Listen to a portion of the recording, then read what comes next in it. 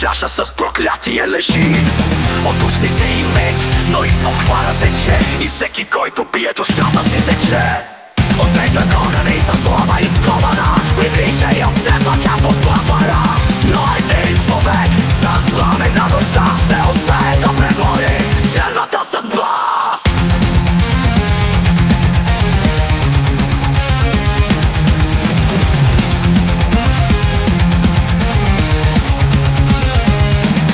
Отрежат огъня и със слава изкована, привлича и обсепва тя под главара. Но един човек с пламена душа ще успее да пребори черната съдба. Сме новък чашата намери и на покварата не се поддаде на дълъг път сред сенки. Изкани макията и черна да разкрои. С чашата коварна той върве през словечни сенки и скале.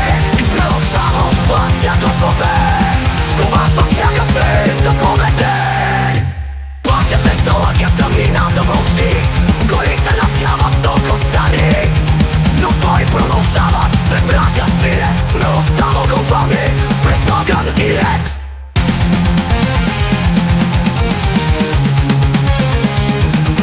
Пътят е дълъг, а тъмнината мълчи, горите напяват толкова стари. Но той продължава сред мрака свире, смелостта му го води през огън и лед. С буря в очите, но с вяра в душата продължаваше той напред през тъмата, до извор свещен да стигне в нощта и чашата зла да прочисти сега.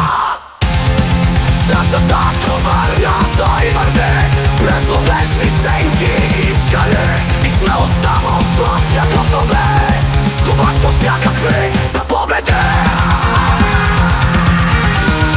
Достигне накрая до извор свещен, останал без сили в мрака студен. Потапя той чашата на злата поквара, и от магията черна света отървава.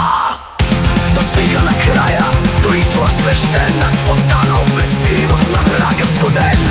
Потапя той чашата на злата поквара, и от магията черна света отървава. Смелостта и силата всяка магия побеждават.